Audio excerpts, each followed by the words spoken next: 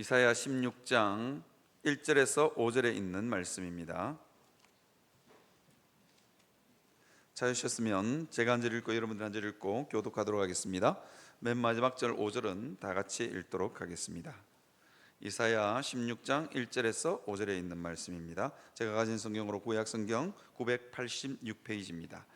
너희는 이 땅 통치자에게 어린 양들을 들이대 셀라에서부터 광야를 지나 딸 시온 산으로 보낼지니라. 모압의 딸들은 아르논 마루에서 떠난 이는 새 같고 보금자리에서 흩어진 새 새끼 같을 것이다. 너는 방도를 베풀며 공의로 판결하며 대낮에 밤같이 그늘을 지으며 쫓겨난 자들을 숨기며 도망한 자들을 발각되게 하지 말며 나의 쫓겨난 자들이 너와 함께 있게 하되 너 모압은 멸절하는 자 앞에서 그들에게 피할 곳이 되라. 대저 토색하는 자가 망하였고 멸절하는 자가 그쳤고 압제하는 자가 이 땅에서 멸절하였으며 다윗의 장막에 인자함으로 왕위가 굳게 설 것이요 그 위에 앉을 자는 충실함으로 판결하며 정의를 구하며 공의를 신속히 행하리라. 아멘. 여러분, 오늘 우리가 읽은 본문은 지난주에 이어서 이사야 선지자의 열방신탁의 일부분입니다. 지난주는 바벨론에 대해서 말씀을 드렸고 이번 주는 모압에 대해서 말씀드립니다. 바벨론은 잘난 것이 많고 굉장히 강력한 제국을 이룬 나라였습니다. 그래서 완고해지고 교만해졌습니다. 그런데 오늘 본문에 등장하는 모압은 그렇지 않았습니다. 모압은 고대 근동에서 아주 미미한 나라였습니다. 그런데도 모압은 교만하고 완고해졌습니다. 이유가 뭐냐? 이게 바벨론은 잘나서 그렇고 모압은 깊은 상처를 품고 살았기 때문입니다. 여러분, 혹시 모압 민족이 어떻게 시작된 줄 아십니까? 아브라함의 조카 롯이 소돔과 고모라의 유황불을 피해서 소알로 피하게 됩니다. 유황불이 막 하늘에서 떨어지니까 동굴로 피신하게 되는데 롯의 두 딸이 아버지에게 술을 먹이고 그날 밤에 동침하게 됩니다. 그래서 낳은 아들이 누구냐? 모압과 암몬입니다. 그래서 이 모압 민족, 모압과 암몬은 언제나 그 부끄러운 출생을 안고 마음의 깊은 상처를 안고 살아가는 민족이 누구냐? 모압입니다. 그러다 보니까 모압이 상처를 품고 사니까 그 인생이 곪고 뒤틀립니다. 그리고 성격은 완고해집니다. 이게 모압의 삶입니다. 이게 부끄러운 상처, 부끄러움과 수치심 우리 다 없는 것 같지만 사실은 우리 인생들이 다 돌아보면 죄를 지은 인생은 다 부끄러움과 수치를 마음속에 넣고 삽니다. 제가 늘 말씀드리지만 이 땅에 명문가는 없다니까요. 다 죄를 지은 인생들이기 때문입니다. 우리가 누구의 후손인가? 아담과 하와의 후손 아닙니까? 죄를 짓고 나서 너무너무 부끄러워서 무화과 나무 잎으로 치마를 엮어서 자기의 부끄러움을 가렸던 그 아담의 후손들입니다. 그죠? 그런 점에서 부끄러움이 없는 인생, 깊은 마음의 상처와 수치를 마음속에 넣고 살지 않는 인생이 없습니다.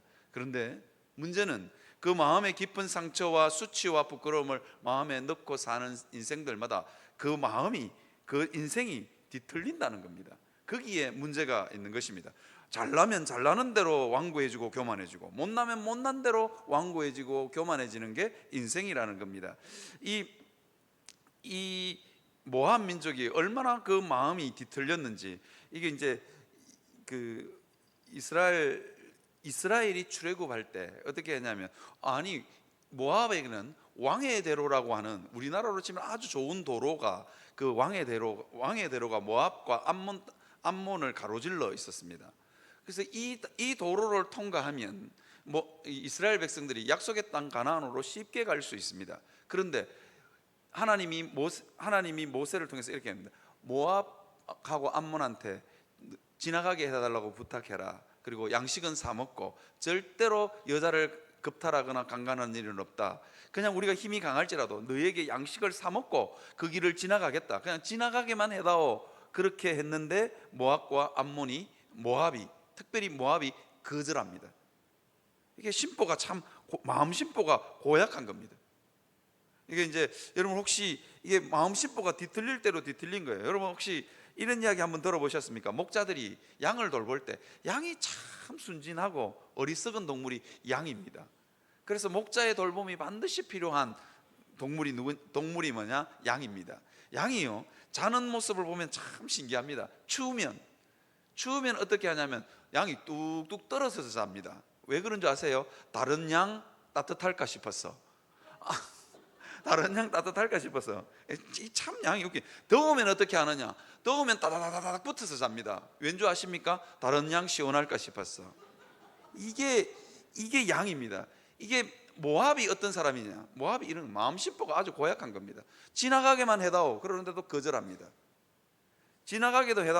지나가게만 해다오 하는데도 거절합니다. 그러면서 어떻게 했냐?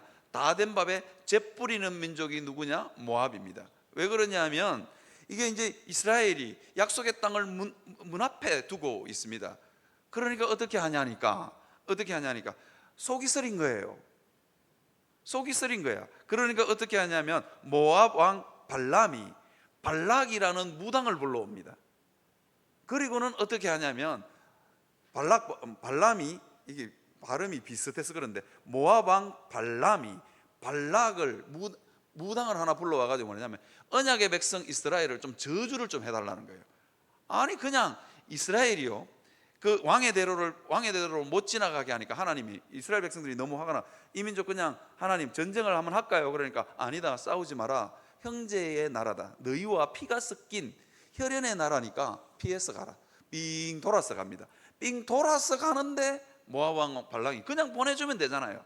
그런데 마음심보가 얼마나 뒤틀렸는지 이게 이제 발락이라는 무당을 불러서 저주를 퍼붓습니다.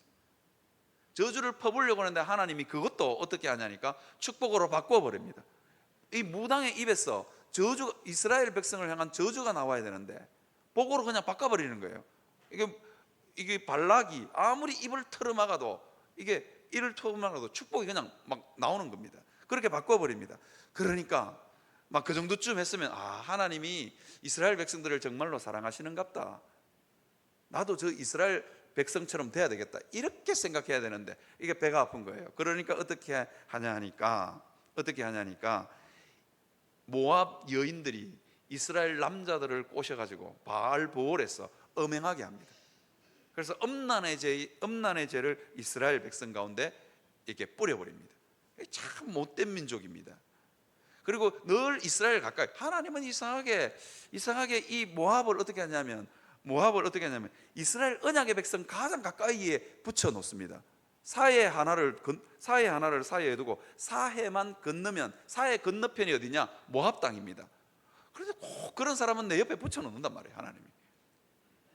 그래서 이 모압 민족은 이스라엘 백성 가까이에 있으면서 언제나 이스라엘 백성들을 괴롭히고 이스라엘 백성들에게 해를 끼치는 민족이 누구냐? 모압입니다. 그래서 신명기 23장 3절에서 5절에 보니까 이렇게 합니다. 암몬과 모압 사람은 여호와의 청호에 영원히 들어오지 못할 거라고 합니다. 영원히 10대가 지나도 족보가 10번이 바뀌어도 못 들어온다는 거예요. 영원히 못 들어온다.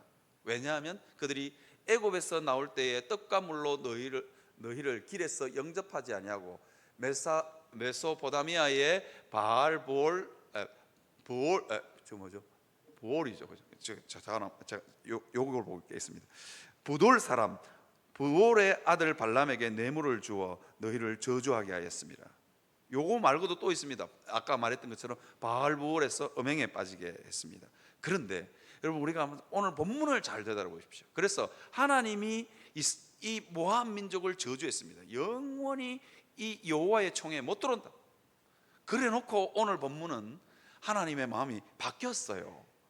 오늘 본문에 보시면 그 16장 1절에 보면 뭐라 하냐면 너희는 애굽 땅 통치자들에게 어린 양을 들이되 셀라에서부터 광야를 지나 딸 시온산으로 보낼지라. 여기에 너희는 누구냐면 모압입니다. 아니 영원히 여호와의 총회에 들어오지 못하리라. 그래 해놓고는 뭐냐면 모압아 너네들 있잖아. 이스라엘 왕에게 어린 양을 제물로 좀 바쳐라. 이 어린 양은 아마도 아마도 뭐와 상관이냐면 성전에 제사 드리는 양과 상관이 있습니다. 물론 이 구체적인 헬라어는 이게 성전에 드리는 헬라어 단어는 아닙니다. 초원이라는 단어를 써야 성전에 드릴 수 있습니다. 그런데 모압이 워낙 많은 죄를 지었기 때문에 제사는 뭔지대로 제사 흉내라도 좀 내봐라. 그래서 뭐라 그러냐면 이스라엘에게 조공을 바쳐라. 좀 친하게 지내라 그럽니다. 이스라엘 백성들하고 좀 친하게 지내라. 왜 이스라엘 백성들 왜 모압에게 이스라엘하고 친하게 지내라고 그랬을까요? 자존심 다 끊고 모압아 너네들이 이스라엘 백성 싫어하는 거 안다. 이스라엘은 너네들의 영원한 라이벌인 것도 안다. 그런데 자존심을 끊고 이스라엘에다가 조공을 바쳐라. 그리고 이스라엘하고 좀 친하게 지내라. 왜 그랬을까요? 구원이 시온으로부터 나오기 때문입니다. 구원이 이스라엘 민족에게로부터 나오기 때문에 모압 민족에게 뭐라고 했냐면 모압아 너 이스라엘하고 친하게 지내면서 구원의 은혜 부스러기라도 묻어오는 그 복을 받아 누리라는 겁니다. 이게 굉장히 복음적입니다. 여러분 한번 잘 생각해 보십시오. 여러분들 다 구원받을 만한 자격이 없고 천국 갈 자격이 없고 예수 믿을 자격도 없고 예수 그리스도를 제대로 섬길 힘도 없고 능력도 없고 우리의 마음은 뒤틀릴 대로 뒤틀려 가지고 하나님을 섬기지도 않고 하나님께 감사치도 않고 영화롭게도 하지 못하는 사람이 누구냐? 그런 우리들 아닙니까? 그런데 예수님을 가까이 지내면서 예수님으로부터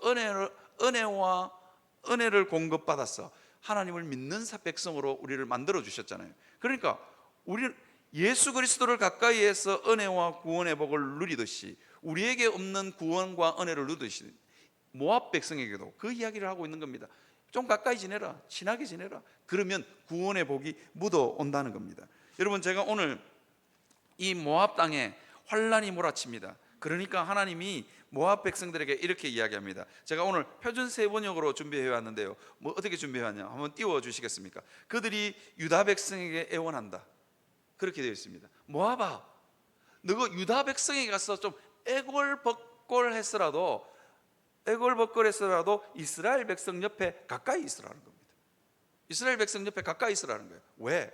거기에서는 은혜의 부스러기라도 떨어지니 네가 그거 받아 누리라는 거예요. 이게 저주해놓고 하나님이 이스라엘 총회에 영원히 들어오지 못할 것이라 그래놓고는 하나님이 마음이 모압 민족을 향해서 하나님이 너무너무 마음이 편치 않은 거예요. 그러니까 살짝이 격기를 정식으로는 언약 백성에 들어올 수 있는 통로는 막았고, 그러니까 어떻게 하냐? 하나님 너무너무 마음 아픈 거예요. 그 모압 백성들도 여전히 하나님은 사랑하시는 겁니다. 그러니까 어떻게 하냐면 정식으로는 못 들어가지만 돌아서 편법으로는 들어갈 수 있는 지름길, 뭐라 그래야 될까요? 구멍 하나를 개구멍 같은 그 편법으로라도 그 은혜에 접촉할 수 있는 통로를 하나님이 열어주시는 겁니다. 그 방법이 뭐냐? 이스라엘 가까이 있으라. 네 자존심 다 구기고 이스라엘 옆에 붙어 있으라는 겁니다. 그러면 은혜의 부스러기가 묻어온다는 겁니다. 여러분, 그래서 성경에는 하나님이 저주하시는 그곳에는 반드시 뭐가 숨어 있느냐? 축복이 숨어 있습니다. 이게 희한한 성경의 원리입니다. 하나님이 저주하셨잖아요. 그 저주를 잘 들여다보면 거기에는 뭐냐면 축복이 숨어 있다니까요. 복의 통로가 거기에 있습니다. 여러분의 삶 가운데 여러분의 삶 가운데 마치 저주받은 것 같은 삶의 인생이 펼쳐지는 게 한 가지씩은 있을 수 있잖아요. 부끄러움, 수치스러움, 그런 것들 한 가지가 있을 수 있어요. 집안에 있든지 내 신체에 있든지 내 정신에 있든지 뭔가 모르는 다른 사람한테 내세울 수 없는 수치스럽고 부끄러운 거 마음속에 꼭 간직하고 있는 거 있잖아요. 그게 뭐냐? 이게 마치 저주 같아 보입니다. 그런데 그 저주 같은 그곳에 하나님의 복의 통로가 있을 줄 믿습니다. 제가 그냥 이거는 1부 때는 안 했는데 2부 때는 그냥 해드려요. 2부 때는 그냥 예를 하나 들어드려야 우리 성도들은 잘 이해를 하니까. 제 눈은 사실은 저주였습니다. 제가 성도님들에게 여러 번 이야기하잖아요. 제 왼쪽 눈이 하얗다니까요. 고등학교 3학년 때까지 얼굴을 못 들고 다녔어요. 저는 대학교 들어가서 알았습니다. 내가 길 갈 때 고개를 숙이고 다닌다는 사실을. 우리 과 여학생들이 야 이채환 너 잘생겼는데 왜 자꾸 땅만 쳐다보고 다녀? 돈 주려고 그래 그러는 거예요. 아니 내가 왜 땅을 쳐다보고 다녀? 그런데 자세히 보니까 제가 제 스스로 무의식 중에 부끄러워서 땅을 쳐다보고 다녔다니까요. 제가 100m 미남인데 제가 100m 미남인데 얼굴 우리 과 여학생들이 그래서 야 넌 가까이서 보면 좀 못생겼는데 100m 떨어지면 너무너무 잘생겼어. 그러니까 고개를 좀 들고 다니라는 거야. 그런데요 제 스스로에게도 이게 눈은 저주였습니다. 마치 저주받은 같은 인생이었습니다. 그런데 하나님은 제 눈에 이 부끄러움과 수치심을 통해서 저에게 은혜의 문을 여셨습니다. 은혜의 문을 여셨습니다. 저는 성경을 깊이 보는 통로가 뭐냐? 제 눈 때문에 있던 수치심 때문입니다. 제가 여러 번 말씀드렸는데 제 신학교 원서를 쓰고 신대원 교수님들이 저에게 면접을 할 때 저보고 뭐라 그랬냐? 이채원 씨 그러는 거예요. 예, 그러니까 당신의 신학함의 사유가 뭡니까? 이거 뭘 그렇게 어렵게 물으십니까? 왜 당신이 성경을 제대로 볼 수 있는 통로가 뭡니까? 그렇게 물었을 때 제가 뭐라고 대답한 줄 아십니까? 눈 때문입니다.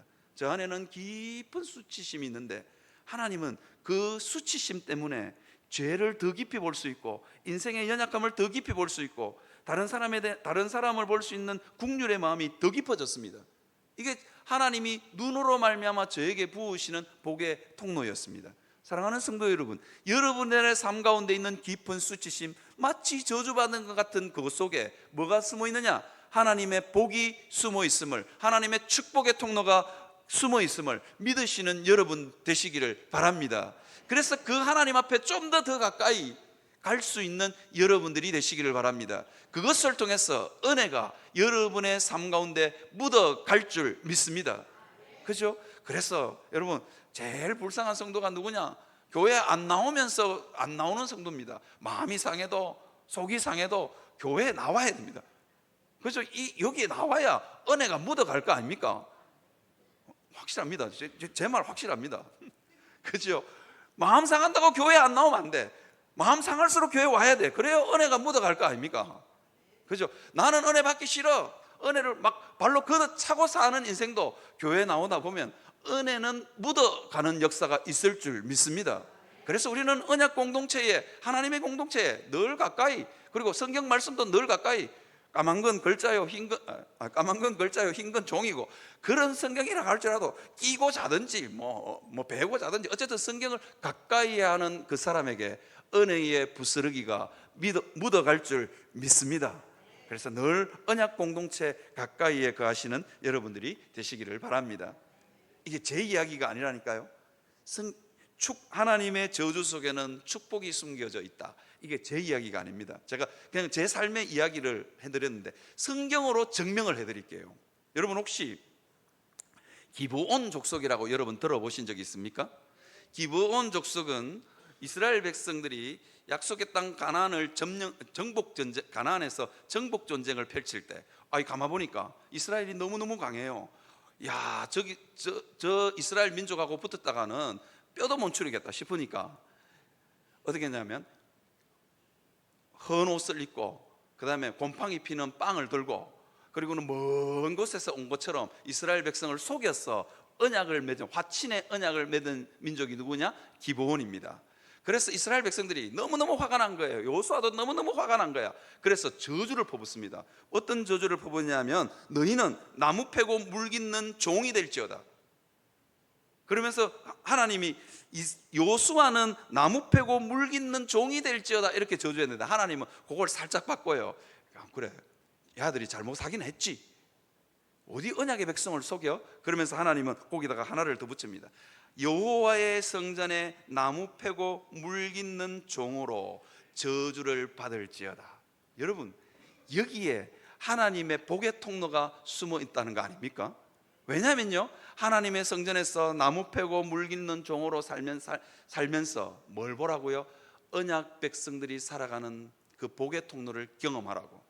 가장 이스라엘 종교의 핵심, 성전 제사의 핵심 민족에 누구를 갖다 붙이느냐? 기브온 족속을 갖다 붙입니다. 그죠? 그래서 거기에서 섬기면서 복을 복 받는 법을 터득하라는 거예요. 자존심 다 구기고 맨날 나무 기르고 성전에 번제를 드릴 나무를 준비하고 물을 깃고 그렇게 하면서 언뜻 지나가면서 어깨 너머로 뭘 보라고요? 하나님의 은혜를 볼 수 있는 통로를 열어주신 겁니다. 그래서 이 기브온 족속은요, 어떤 일이 벌어지느냐, 나중에 이 기브온 족속은 어떻게 했냐면 저주받은 종의 족속이었는데 점점 이스라엘 성전 제사의 핵심으로 들어옵니다. 그리고는 느헤미야가 바벨론 땅에 포로로 잡혀갔다가 이스라엘 땅으로 다시 돌아와 성전을 재건할 때 어떻게 하냐면 이 기브온 족속이 아주 성전 재건에 큰 몫을 감당합니다. 이스라엘 언약 백성, 이스라엘 백성들 지파 중에서 유력한 족속들도 많고 지파들도 많았지만 한몫하지 못한 지파가 수두룩합니다. 그런데 기브온 족속은 하나님의 성전이 재건될 때 아주 아주 결정적인 역할을 하게 됩니다. 그게 뭐냐? 하나님으로부터 하나님의 이 저주 가운데 있었지만 그것을 통해서 기브온 족속에게 복이 많이 묻어왔다는 겁니다. 은혜가 많이 묻어왔다는 겁니다. 그러니까 그 일을 감당할 수 있었던 것입니다. 이스라엘 성전 제사의 핵심으로 불려오게 되는 것입니다. 그 다음에 또 하나 예를 들을까요? 제가 지난주에 예를 들다가 자세히 설명을 못 해가지고 아쉬워서 하나 더 듭니다. 여러분 혹시 노아의 자손 중에 함의 자손 이 저주를 받습니다. 왜? 노아가 벌거벗고 자는데 함이 들어가가지고 그 아버지 수치를 가리지 않고 우리 아버지 벌거벗고 잔다, 포도주 먹고 벌거벗고 잔다고 오만 대 떠벌린 거예요. 그러니까 노아가 일어나가 화가 너무 난 거예요. 그래서 어떻게 하냐? 함의 아들 가나안을 저주를 해버립니다. 그런데 여러분 저주를 해버리는데 이 저주가 참 재밌습니다. 뭐냐면 셈의 장막에 종의 종이 되기를 원하노라. 셈이 누구냐? 셈이 누구냐면 언약 계보를 이어가는 예수 그리스도가 셈의 후손으로 나옵니다. 그러니까 셈은 뭐냐면 언약 계보를 이어가는 구원의 계보를 이어가는 종족이 누구냐? 셈입니다. 그런데 왜 하나님은 하나님은 함의 아들 가나안 족속을 왜 거기다가 종의 종으로 붙여놨을까요? 어디 다른 데 가지 말라는 거예요. 다른 데 가지 말라는 거예요. 종의 종이 됐으니까 다른 데 못 가는 거예요. 거기에 딱 들어붙어 있어서 뭐라고 하냐? 셈의 장막에서 떨어지는 그 구원의 복을 받아 누리라는 거예요. 거기 있다 보면 은혜를 받는다는 거예요. 있다 보면 자존심 다 꺾고 맨날 셈의 장막에서 종의 종으로 섬기다 보면 자존심이 다 꺾여가지고 어떻게 하냐면 나도 셈처럼 저렇게 복을 받으면 안 될까? 그죠? 저는 교회에 이런 분들이 많았으면 좋겠습니다. 하나님을 잘 섬겨서 복을 받았어. 그래서 초신자가 들어와서 와 나도 저 성도처럼 저렇게 멋있게 살았으면 좋겠다. 그렇게 좀 시기와 질투가 일어나게 하는 종으로 섬기면서도 에이씨 우리 종 복은 더럽게 많이 받아가지고 그죠? 이 가나안이 함의 자손들이 그렇게 사는 거예요. 에이씨 더럽게 맨날 종의 종으로 사니까 우리 주인 진짜 때려 죽이고 싶다. 그런데 하나님의 복은 더럽게 많이 받아가지고 나도 그 복 받고 싶다. 그 마음이 들도록 하기 위해서 뭐냐면 함의 자손을 어디다가요? 셈의 장막에 종의 종으로 붙여놓은 겁니다. 사랑하는 성도 여러분, 그 복을 받아 누릴 수 있는 그 하나님의 마음을 읽어서 늘 하나님 가까이에서 맴돌 수 있는 여러분들이 되시기를 주님의 이름으로 축원합니다. 그래서 하나님에게서 떨어지는 은혜의 부스러기라도 나는 받아 먹겠다.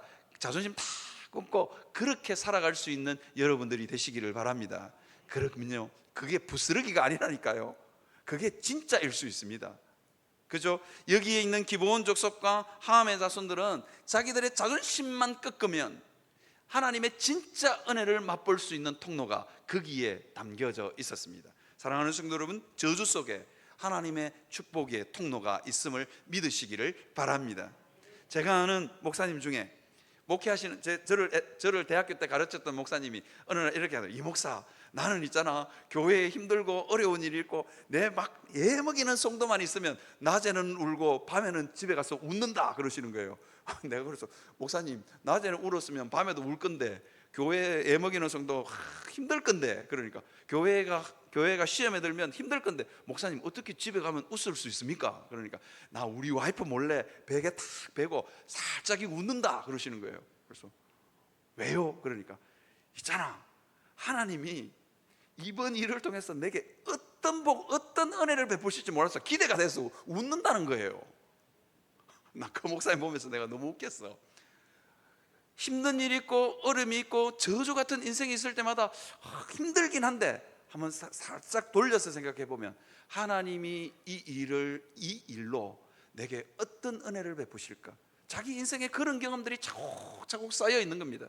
위기인 줄 알았고, 이게 저주인 줄 알았고, 이게 고통인 줄 알았고, 하나님이 나를 버리신 것 같은 그런 고통 가운데 있었는데, 그때마다 하나님이 찾아오셔서 뭘 해주셨냐? 그 저주 같은 삶, 그 메마른 삶을 복으로 뒤엎어 놓았다는 겁니다. 그래서 기대가 된다는 겁니다. 사랑하는 성도 여러분, 여러분의 삶 가운데 염려가 있고 걱정이 있고, 여러분의 삶 가운데 여러분들의 힘으로 도저히 해결되지 못하는 일이 있을 때마다 여러분 웃을 수 있는 여러분들이 되시기를 바랍니다. 하나님께 소망을 한번 걸고, 야, 하나님이 이번에는 어떤 복을 부으시려나, 어떤 은혜를 부으시려나, 그렇게 기대하는 마음으로 살아갈 수 있는 여러분들이 되시기를 주님의 이름으로 축원합니다. 오늘 본문에 보면요, 참 재밌는 이야기가 나옵니다. 뭐냐면 4절입니다. 4절에 하나님이 모압 백성을 향해서 뭐라 그러냐면, 4절에 여러분 보시면, 4절 제가 안 띄웠군요. 4절에 보시면 어떤 이야기가 나오냐면 이런 이야기가 나옵니다. 나의 쫓겨난 자들, 모압 백성을 보면서 하나님이 쫓아냈어요. 여호와의 총회에 영원히 들어오지 못하리라. 그래 해놓고 하나님이 참 마음이 웃기는 분이에요. 그런데 쫓아내놓고는 뭐라냐면 나의 쫓겨난 자들이라고 합니다. 여러분, 이 단어의 의미를 이해할 수 있겠습니까? 쫓아내놓고는 나의 쫓겨난 자들이라고 이야기합니다. 내 백성이라는 거예요. 모압은 언약의 백성에서 버려진 민족이고, 언약의 백성에 도저히 들어올 수 없을 만큼 마음 심보가 뒤틀린 민족이고, 출생 자체가 부끄러운 민족입니다. 그런데 하나님이 딱 보고 있다가 뭐라고 하냐면 나의 쫓겨난 자들, 내 백성이라는 겁니다. 내 백성. 여러분, 이 마음을 이해할 수 있는 여러분들이 되셨으면 좋겠습니다. 이게 뭐냐면 사랑하면 마음이 왔다 갔다 하는 겁니다.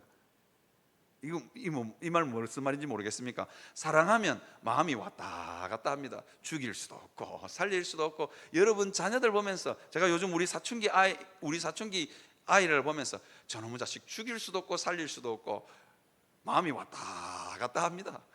밤 12시에 어제는 밤 12시에 친구 만나러 나간대. 그래가지고 내가 어디 가냐고 물었어요. 그러니까 그걸 물었어 뭐 하는데 이러면서 눈을 저라대. 사춘기 그 아들의 그 독특한 눈빛 있잖아요. 그걸 물었어.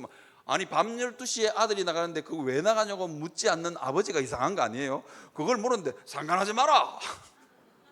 내 나가는데 아버지가 뭔데? 뭐 이런 식으로 저한테 진짜 한 대 막 진짜 한번 뒤통수를 한 대 때려주고 싶은데, 그 아들을 보면서 그래 오늘 그 12시에 그 일시적인 집을 친구 만나는 게 아니고 12시에 나가는 건 일시적인 가출입니다. 그죠?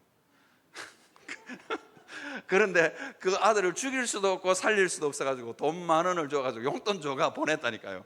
12시에 내일 주일이니까 제발 빨리 들어와서 자라. 그래야 일부 예배 올 수 있다. 오늘 일부 예배 안 왔는가 모르겠어요. 어디 가서 짱박혀서 잤을지도 모르겠는데, 어쨌든 죽이지도 못하고 살리지도 못하고, 하나님이 뭐냐면 나의 쫓겨난 자들, 모압 백성 보면서 나의 쫓겨난 자들이라고 이야기합니다. 그러면서 그 모압 백성들에게 뭐라고 부탁하냐면, 얘들아 도망가고 피난 갈 거면 다른 데 가지 말고 어디로 가라 그러냐면 이스라엘로 도망가라. 네 자존심 다 끊고. 하나님, 모압 백성들이 이 말을 들었을 때 뭐라고 생각하냐, 하나님 이스라엘이나 내나 자기도 힘들고 별로 저 기댈 데가 못 됩니다. 그런데도 하나님은 뭐냐면 자존심 다 구개고 그쪽으로 가라는 거예요. 이런 겁니다. 가출하는 아들 보면서 얘야 제발 우범지대로 가출하지 말고 가출해도 좋으니 어디로요? 공부 잘하는 친구집으로 좀 가출해다오. 이 아버지의 마음이 이런 겁니다. 하나님이 지금 모압 백성들을 보면서 그런 마음이 있는 거예요. 모압아, 가출을 하더라도 제발 이스라엘 옆으로 좀 가서 가출해다오. 도망을 가서 숨더라도 이스라엘 옆에 가서 숨어라. 이유가 뭔지 아십니까? 구원과 은혜의 부스러기가 그쪽으로 떨어지기 때문입니다. 성도는 도망가도 잘 도망가야 됩니다. 어디 가서 짱 박혀도 잘 짱 박혀. 짱 박힌다는 말은 2부에 참석하시는 분들은 잘 이해를 못 하시죠. 이런 겁니다. 어디 가서 찌그러져 가지고 있어도 기도원 같은 데 가서 찌그러지셔야지. 어디 아무데나 어디 술집에 가서 찌그러지시거나 뭐 그죠, 그런 데 가면 별로 은혜의 떡고물이 없는 겁니다. 어디 가서 마음이 너무 힘들고 그러시거든, 어디 술집에 가서 홀짝홀짝 한잔하는 그런 분에게는 은혜의 부스러기가 안 떨어집니다.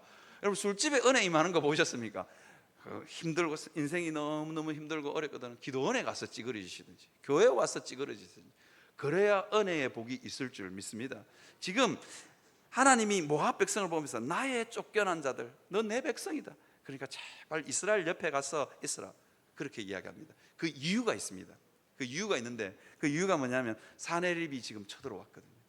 아수르 왕 사네립이 18만 5천 명을 거느리고 쳐들어왔습니다. 아수르 왕 사네립이 얼마나 강력한 대군을 몰고 왔는지, 이스라엘도 상대하고 모압도 상대하고 그 주변에 있는 이방 민족들 다 상대해도 아수르 왕 하나를 못 버티는 거예요. 한 명이 싸움을 하는데 10명, 20명이 붙어도 못 이기는 거예요. 그러니까 아수르 왕 사네립은 18만 5천 명을 몰고 와가지고는 각 민족에게로 군대를 다 보내가 다 전쟁을 하는 거예요. 그러니까 여러분 생각해 보십시오. 이스라엘 땅에도 아수르 왕 사네립이 쳐들어와서 예루살렘 성을 포위해 있고, 모압도 지금 쳐들어와서 지금 그 모압 땅을 짓밟고 있습니다. 그런데 피난을 하는데 이스라엘 땅으로 도망가라 그러는 거예요. 왜 그랬을까요? 모압이 그쪽으로 피난 가고 싶겠습니까? 아수르 왕 사네립이 군대가 없는 곳으로 피난하고 싶었을 거잖아요. 지나 내나가 이럴 때 쓰는 겁니다. 이스라엘이나 내나 뭐 둘 다 아수르 왕 앞에서는 부들부들 떨기는 매 마찬가지인데, 하나님은 꼭 그쪽으로 가라, 그쪽으로 도망가야 은혜의 부스러기가 있고 구원의 부스러기가 있다는 거예요. 그래서 모압 백성들 중에 이상하게 적군의 소굴촉으로, 범의 아가리 속으로 들어가는 기분으로 하나님 말 듣고 이스라엘 땅으로 피난하고 도망한 사람들이 있습니다. 그 사람들은 뭘 경험했느냐? 하루아침에 사네립의 군대 18만 5천 명이 하루아침에 전멸하는 걸 본 거예요. 이게 이제 아수르 왕 사네립이 쳐들어와 가지고 히스기야 왕이 부들부들 떨었어요. 도저히 이길 수 없는 거예요. 그러니까 어떻게 하냐면 성전에 있는 금박 입힌 거 다 벗겨서 갖다 바치고, 그래도 안 되는 거예요. 그래도 또 쳐들어와서 또 괴롭히는 거예요. 그러니까 이스라엘 왕 히스기야가 이제 진짜 망했다, 진짜 굽힐 대로 굽히고 너거 똥오줌이라도 내 받아 먹을게, 뭐 이런 마음으로, 실제로 아수르 왕 사네립이 쳐들어와서 뭐냐면 너거 내 똥오줌 받아 먹어라, 뭐 그 정도로까지 막 밀시하고 조롱합니다. 그런데 이 아수르 왕 사네립이 절대로 건드리지 말아야 되는 이스라엘 언약 백성의 자존심을 건드립니다. 그게 뭐냐면, 너가 하나님을 믿고 의지한다고 하는데 웃기는 소리 하지 마라. 하나님을 믿으니 내 주먹을 믿어라. 내가 하나님보다 더 위대하다. 그러면서 뭐냐면 유다 왕 히스기야에게 아수르 왕 사네립이 편지를 씁니다. 너가 하나님을 믿는다고 웃기는 소리 하지 마라. 하나님보다 내가 더 강해. 뭐 그러면서 편지를 보내는 거예요. 그러니까 히스기야가 자존심이 딱 상해버리는 거예요. 어떻게 하나님의 언약 백성을 이렇게 모독할 수 있단 말인가. 그러면서 어떻게 하면 성전에다가 그 편지 딱 펴놓고 하나님께 기도합니다. 하나님, 정말로 하나님 한번 살려주십시오. 아수르 왕 사네립이 얼마나 강력한 권대를 끌고 왔는지, 얼마나 교만한지, 우리를 이렇게 언약 백성인데 짓밟습니다. 그렇게 하니까 하나님이 알았다. 그리고는 그날 저녁에 18만 5천 명을 완전히 몰살을 시켜버립니다. 이게 어떻게 18만 5천 명이 그날 저녁에 다 죽었는지는 알 수가 없습니다. 이게 사막에 모래 폭풍이 불어왔는지, 아니면 전염병이 퍼졌는지, 구스의 군대가 갑자기 기습을 했는지 성경학자들이 연구를 해도 찾을 수가 없습니다. 어쨌든 핵심은 뭐냐? 18만 5천 명이 하루아침에 죽는 거예요. 도저히 이길 수 없었던 강력한 군대 사네립의 군대가 하루 저녁에 여호와의 사자가 침으로 멸망하는 거예요. 그래서 이 이스라엘 땅으로 이스라엘 땅으로 도망가고 자기의 자존심을 구기고 이스라엘 땅으로 도망간 모압 백성들은 하나님의 구원의 역사를 경험합니다.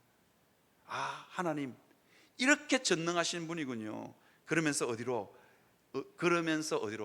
언약 백성 안으로 들어오기를 원하시는 하나님의 마음이 나의 쫓긴 자들이라는 이 단어에 표현되어 있습니다. 사랑하는 성도 여러분, 여러분들이 어쩌면 쫓긴 자처럼 여러분의 삶이 메마르고 힘들지 모르겠습니다. 그러나 하나님께 피하기만 피하면 그 저주가 변하여 복이 될 줄 믿습니다. 그 상처가 변하여 여러분들의 찬양의 제목이 될 줄 믿습니다. 그죠? 그게 어디냐? 그곳이 어디냐? 다윗의 장막입니다. 다윗의 장막. 이게 한번 띄워 주시겠습니까? 이게 16장 5절에 보면 다윗의 장막에 인자함으로 왕위가 굳게 쓸 것이요 그 위에 앉은 자는 충실함으로 판결하며 정의를 구하며 공의를 신속히 행하리라. 이게 뭐냐? 이 다윗의 장막의 핵심이 뭐냐? 이 다윗의 장막은 뭐냐면 이겁니다. 이 다윗의 후손을 통해서 예수 그리스도가 오시는데 그분이 너희들에게 장막을 펼칠 것이다. 이 장막은 구원의 복과 은혜를 누리는 장소의 상징적인 표현입니다. 그 장막 안으로 들어오면 저주가 변하여 복이 될 것이고 메마름이 변하여 풍성함이 될 것이다. 그냥 내가 아무것도 하지 않아도 그냥 그렇게 되는 겁니다. 이 장막 안으로 들어오라는 겁니다. 여러분, 혹시 지금은 이 물건을 제가 떨어뜨리면 툭 하고 떨어지잖아요. 이거 왜냐하면 이게 중력의 법칙이 여기에 지금 지배하고 있기 때문입니다. 그런데 제가 우주에 나가면 그냥 몸이 둥둥 뜹니다. 뜨고 싶지 않아도 뜹니다. 다른 법칙이 적용되는 겁니다. 예수 그리스도 안에 사랑하는 성도 여러분, 다른 법칙이 적용됨을 믿으시기를 바랍니다. 그곳에는 저주의 법칙이 작동하지 않습니다. 그 다윗의 장막에는 저주의 법칙이 작용하지 않습니다. 그 다윗의 장막에는 메마름의 법칙이 작동하지 않습니다. 그래서 그 다윗의 장막 안으로 피난해서 들어오라는 겁니다. 사랑하는 성도 여러분, 여러분들이 예수를 믿었으면 그 복을 받아 누릴 권리가 있음을 믿으시기를 바랍니다. 하나님은 여러분들의 인생 가운데 2부에는 어르신들이 많으니까 제가 이렇게 한번 말씀드리고 싶어요. 여러분들 인생 가운데 붙지 못한 복이 있어서, 남겨놓은 복이 있어서 하나님의 마음이 너무너무 상하는 거예요. 내게 오기만 오면 내가 부을 건데 왜 안 오나? 하나님이 지금 그러고 계십니다. 사랑하는 성도 여러분, 내가 나이 들 만큼 들었는데 인생을 살아봤자 얼마나 더 살겠나? 우리 용환왕교회는 그런 분들이 너무 많은 것 같습니다. 그런데 제가 자신 있게 말씀드릴 수 있습니다. 하나님은 여러분들의 인생에 못다 부은 복이 있어서 너무너무 마음 아파하시는 분, 복을 못 부어서 안달나신 분이 누구냐? 우리 하나님이십니다.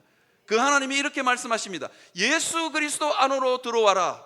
그러면 내가 그 복을 부을 것이다. 그렇게 약속하고 있습니다. 그래서 여러분, 날마다 예수 그리스도께 매달리고 엎드릴 수 있는 여러분들이 되시기를 주님의 이름으로 축복합니다. 그 사람이 그 복을 받아 누리게 될 겁니다. 아니면 여러분의 자녀가 그 복을 받아 누리게 될 겁니다. 그래서 주님 앞에 나와서 엎드리고 매달릴 수 있는 여러분들이 되시기를 바랍니다. 제가 이건 이제 설교를 마치려고 합니다. 이건 써먹지는 마십시오. 우리가 예수 믿고 하나님의 자녀가 된 것이 얼마나 큰 복인지를 제가 여러분들에게 설명해 드리려고 합니다. 상속법 중에 재산 물려받는 거 좋아하시죠? 중고등부 보고는 이거 써먹지 마라 그랬는데, 상속법 중에 혹시 여러분 그 부모가 자녀 하나가 너무 미웠어. 재산을 물려주기 싫어. 그래서 큰아들에게 다 물려줬다. 그런데 그 미움받는 자녀가 아버지의 상속 재산을 물려받을 수 있는 길이 있다는 거 아십니까? 그래서 제가 써먹지 말라고 한 겁니다. 써먹지 말라고 한 겁니다. 그 복이 자녀이기 때문에 당연히 받아야 되는 복, 당연히 받아야 되는 상속분이 있다는 거예요. 그게 뭐냐면 상속분의 2분의 1입니다. 이건요, 공소시효도 없습니다. 거의 있기는 있지만 공소시효가 거의 유명무실합니다.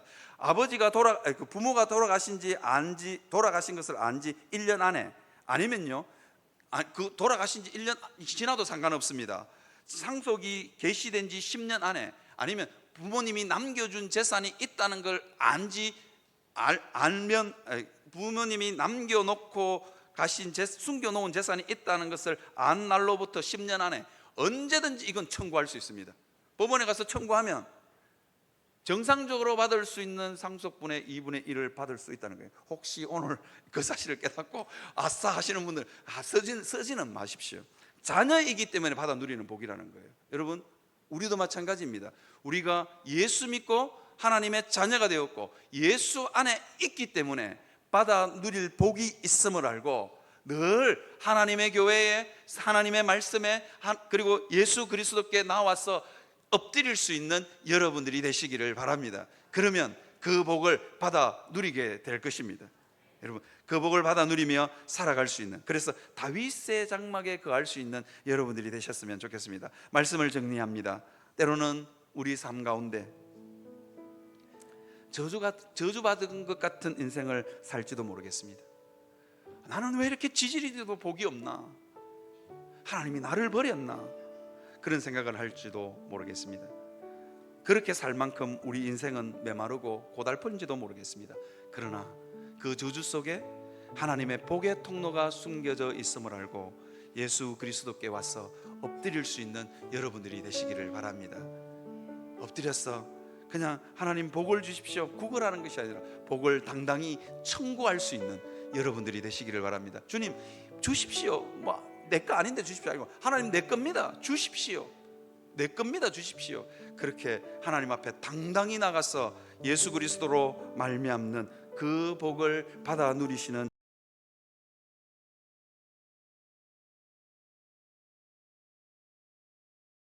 여러분들이 되시기를 주님의 이름으로 축원합니다.